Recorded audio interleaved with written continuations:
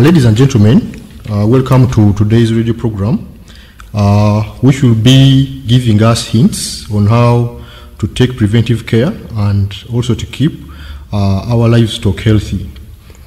In summary, keeping animals healthy can be a great challenge to farmers.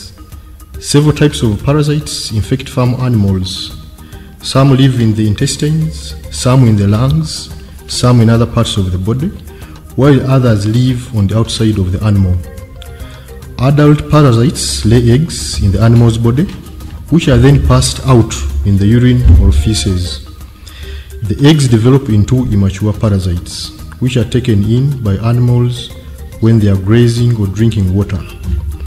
In the body, they mature and the cycle starts again. Other parasites like ticks and tsetse flies attack the animal's skin surfaces and cause irritation, fever, and loss of energy. Infected animals become thin and produce less milk. Young animals don't grow properly. This makes the farmer to lose money. Animals infected with parasites will not be healthy and will show some of these symptoms: poor mobility, a rough hair coat, anemia, diarrhea, a thin and sickly appearance, an enlarged abdomen, reduced milk production, poor growth, or a pale complexion. It is important for farmers to periodically engage veterinary officers to assess the health situation of their livestock. There are some preventive management practices, however, that can be used to minimize losses from parasitic infections. Preventive practices include vaccination, proper diagnosis, seeking urgent veterinary assistance, ensuring a good balanced diet, availing clean water, a clean housing, proper sanitation, pasture and or pen rotation, keeping animals away from wet, swampy areas, and administering regular doses of antiparasitic medicine. This radio program discusses these practices and offers farmers practical information to overcome these parasites.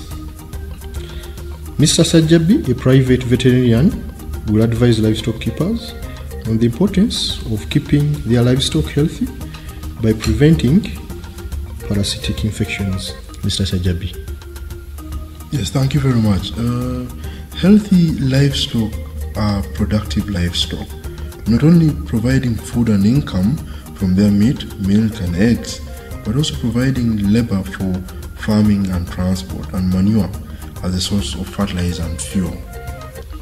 Yeah, that's good, that's interesting. What is the secret of keeping livestock healthy?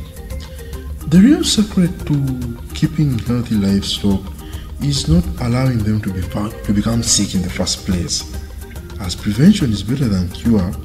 Besides, once one animal becomes sick or dies, there is a strong risk that the illness has already spread to other animals in the herd or flock. To achieve better results for livestock, the farmer needs to do three basic things. 1.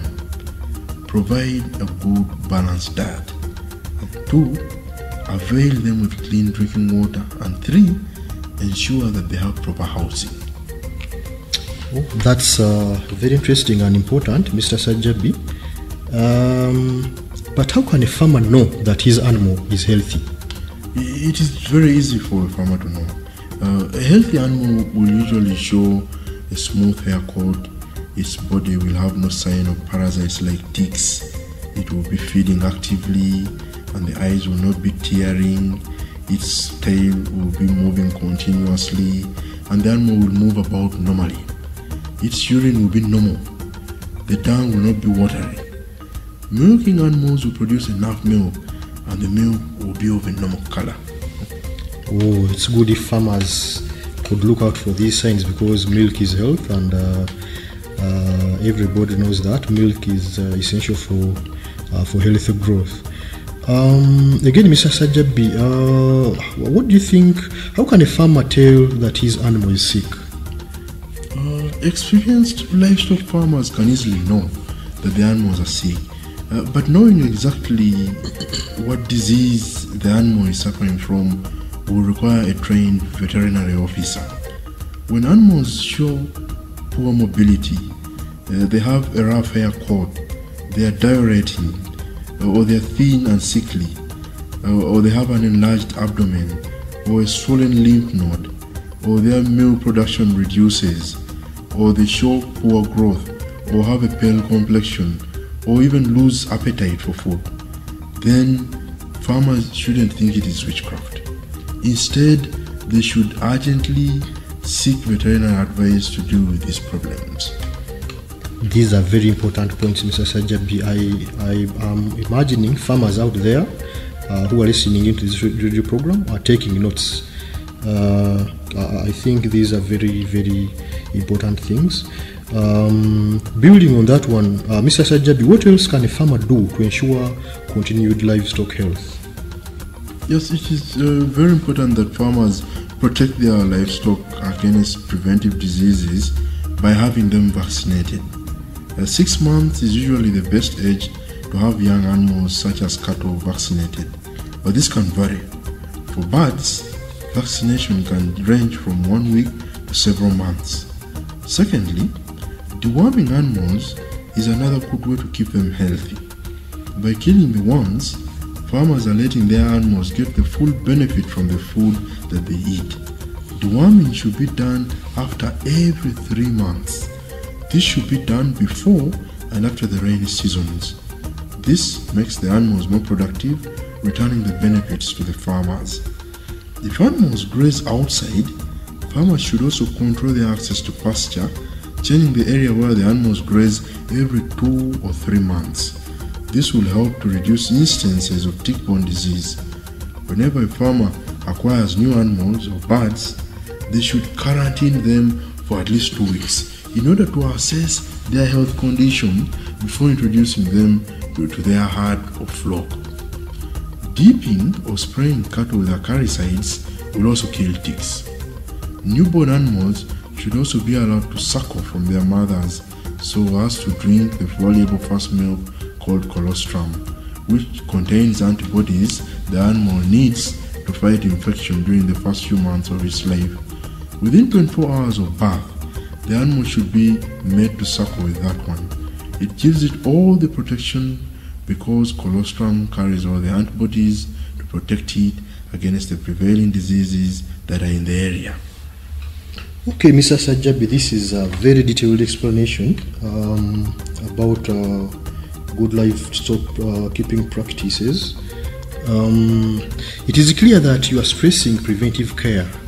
Are you saying when the farmers follow those guidelines, their livestock will be healthy? Exactly. Definitely, once you start looking after your livestock very well by ensuring that they are vaccinated, you're deworming frequently, you have them dipped, you're offering them good housing, you give them clean water, and you're giving them a balanced diet, then they will be strong and be able to resist any infections that come by. Again on that one, sometimes there is something which always puzzles me and maybe other people out there in the audience, some farmers, because that's said and done. Why do you think that even after such good advice, some farmers are so reluctant to take preventive measures? I think it is for a number of reasons. Farmers have different perceptions of what they should be doing right. But one of the important things is that we realize that farmers do not keep records about their animals in order to monitor their health status. So farmers need to keep records that should include the amount of feed, dates of last deworming, a vaccination program, treatment, and other related records about the animal. And then another reason I think is that these preventive measures, I think farmers think they take a lot of money. This is not true. It is cheaper to prevent these diseases than to have to treat the infections. Okay, there's another case scenario. whereby you find farmers in the same area, their animals are very healthy, while those of other farmers, they continue dying of the disease. Why do you think this is so?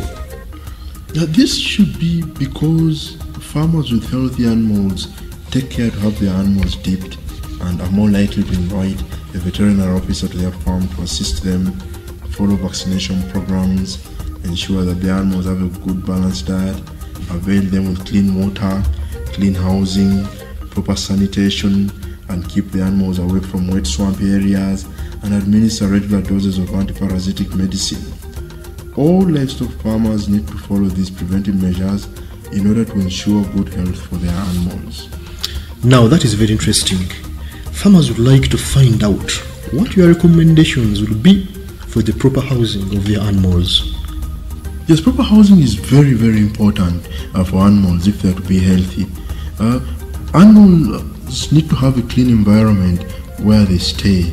In other words, if an animal is kept in a zero grazing unit, you need to be cleaning the place, removing the dung, removing the urine, to make sure that the environment is clean.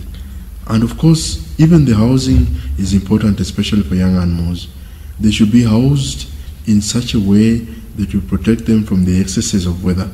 For example, excess wind, which can predispose them to pneumonia, or also rainfall. Do not keep animals out in the open at night.